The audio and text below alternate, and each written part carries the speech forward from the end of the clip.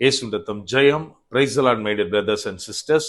இந்த நாள்லையும் ஆவியானவர் உணர்த்தின காரியம் ஏன் தாமதமாகிறது. ஆவியானவர் உணர்த்தின வசனம் கலாத்தியருக்கு எழுதின நிருபம் அதிகாரம் 4 வசனம் 1. பின்னும் நான் சொல்லுகிறதென்னவெனில், சுதந்திரவாளியானவன் எல்லாவற்றிற்கும் எஜமானாய் இருந்தும் அவன் சிறு பிள்ளையாய் இருக்கும் காலமளவும் அவனுக்கும் அடிமையானவனுக்கும் வித்தியாசம் இல்லை. Now I say that the heir, as long as he is a child, differeth nothing from a servant, though he be Lord of all.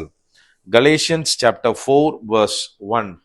என கண்மானவர்களே, இந்த இடத்துல அப்போஸ்தலனாகிய பவுல் என்ன சொல்றாரு அப்படின்னா, அதாவது ஒரு எஜமானுடைய மகன் அவன் எல்லாவற்றிற்கும், அவனுடைய ஆஸ்திகளாக இருக்கட்டும், அவனுக்கு இருக்க சகலத்திற்கும் அவன் சுதந்திரவாளியா இருந்தும் அவன் சின்ன பிள்ளையா இருக்கிற வரைக்கும் ஒரு அடிமைக்கும் அவனுக்கும் எந்த விதத்திலும் வித்தியாசம் இல்லை அப்படின்னு இந்த இடத்துல எழுதியுள்ளார்.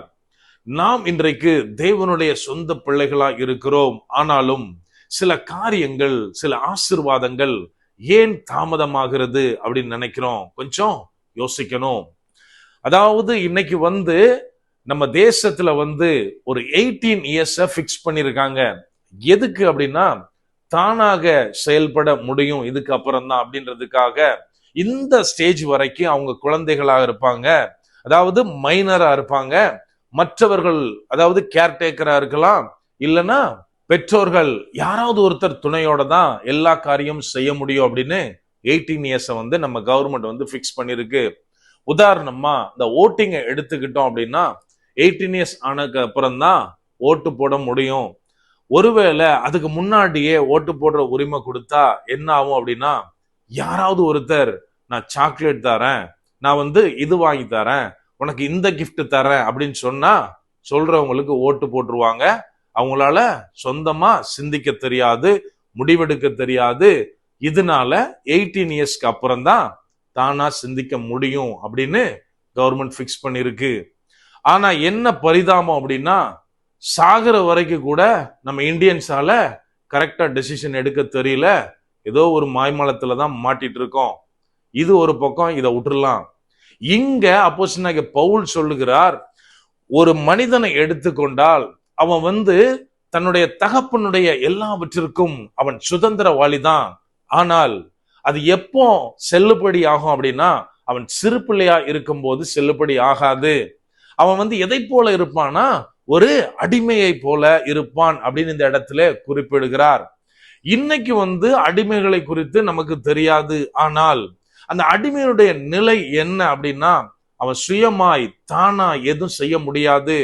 அவனுடைய எஜமான் என்ன சொல்றாரோ, என்ன கட்டளை இடுகிறாரோ அதை மாத்திரம்தான் செய்ய முடியும். ஈவன் அவன் எஜமான் கொடுக்கிற சாப்பாடு தான் சாப்பிட முடியுமே ஒழிய அவனுக்கு பிடிச்சத சாப்பிட முடியாது. இதுதான் ஒரு அடிமையினுடைய நிலைமை.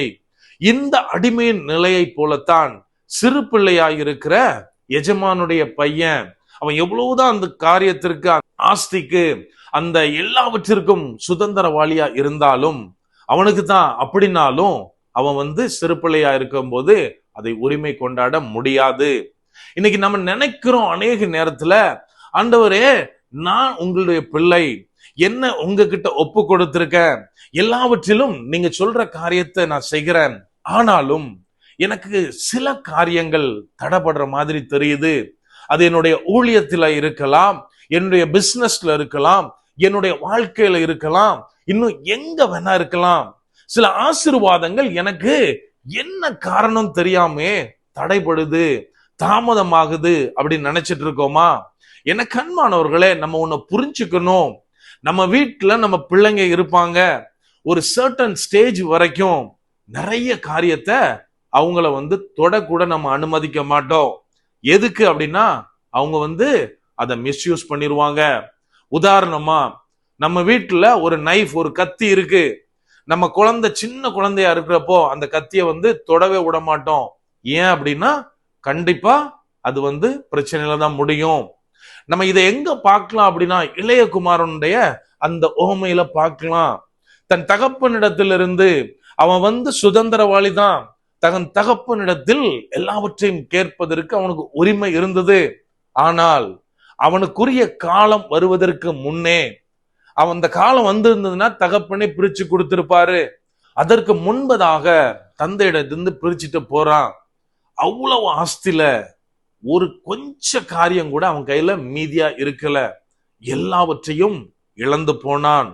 எனக்கு அன்பானவர்களே, ஒருவேளை நான் வளர்றதுக்கு முன்னாடி எனக்கு சில காரியங்கள், சில கதவுகள் திறக்கப்பட்டால், சில ஆசீர்வாதங்கள் எனக்கு கிடைச்சிட்டு அப்படின்னா, ஒருவேளை அதனுடைய மதிப்பு தெரியாமல் நான் இழக்க நேரிடும். மேபி அதனால கூட எனக்கு தாமதமாகலாம். இன்னொரு காரியம், அப்போஸ்தலனாகிய பவுல் இதுக்குதான் சொல்வாரு, எப்பா எது வரைக்கும் நீங்க பாலையே குடிச்சு கொண்டு இருக்க போகிறீர்கள், திட உணவை எப்போ உண்ணுவீங்க அப்படின்னு. நம்ம கொஞ்சம் நினைச்சு பார்க்கணும். நம்ம வீட்டுல பால் குடிக்கிற குழந்தை இருக்கு, அதுக்கு பால் கொடுக்காம வேற ஏதாவது சாலிட் ஃபுட் கொடுத்தா அது என்ன பண்ணும்? வாமிட் பண்ணிரும். அது எவ்வளவுதான் குவாலிட்டியான, எவ்வளவுதான் ஹைஜீனிக்கான ஃபுட்டா இருந்தாலும் சரி, அதுக்கு ஒத்துக்காது. இதை போலத்தான் நான் அதை சுதந்திரித்துக் கொள்ளுகிற வரைக்கு, என்னை நான் பக்குவப்படுத்தி அதுக்கு தகுதி உள்ளவனாய் மாறாத வரைக்கு அந்த காரியம் எனக்கு தாமதமாகும். தேவன் அதை தாமதப்படுத்துவார். ஏன் அப்படின்னா அந்த காரியம் எனக்கு டைஜஸ்ட் ஆகணும். ஆகவே எனக்கு அன்பானவர்களே, எனக்கு இந்த காரியம்லாம் தடையாகுது, இந்த ஆசீர்வாதங்கள்லாம் தாமதமாகுது அப்படின்னு எண்ணத்தை விட்டுட்டு தேவனிடத்தில் நாம் கேட்க வேண்டும். அப்பா, நான் உங்களுடைய பிள்ளை தான், எனக்காகத்தான் நீங்க வச்சிருக்கீங்க, ஆனால் என்னை அந்த காரியத்தை சுதந்திரித்துக் கொள்ளும்படிக்கு தகுதிப்படுத்துங்க அப்படின்னு எப்போ கேட்க ஆரம்பிக்கிறோமோ, தேவன் ஏற்ற நேரத்தில் தாமதமின்றி நமக்கு காரியங்களை நிறைவேற்றுவார். அப்படியே கண்களை மூடுவோமாம். அன்பான ஆண்டவரே, இந்த நேரத்திலே அப்பா உம்மை நோக்கி பார்க்கிறோம். ஆவியானவர், நீர் எங்களோடு இருக்கிறீர், அதற்காக நன்றி செலுத்துகிறோம்.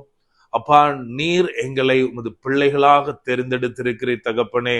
அந்த மேலான கிருபைக்காய் நன்றி அப்பா. அப்பா, நாங்கள் எல்லா நேரத்திலும் உமது பிள்ளைக்குரிய ஸ்தானத்திலிருந்து இறங்கி விடாமல் இருக்க ஆவியானவரே, நீர் எங்களை பாதுகாத்து கொள்ளுங்க அப்பா.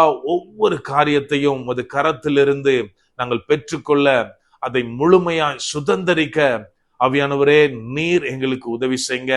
ஏதோ கானானை நாங்கள் பார்க்கிறவர்களாய் அல்ல தகப்பனே, அதை சுதந்திரிக்கிறவர்களாய் இருக்க, உமது பிள்ளைகளாய் இருந்து அந்த சந்தோஷத்திலே நித்திய மகிழ்ச்சியை நாங்கள் பெற்றுக்கொள்ளுகிறவர்களாய் இருக்க ஆவியானவரே, நீர் எங்களோடு இருந்து எங்களுக்கு கற்றுத்தாங்க.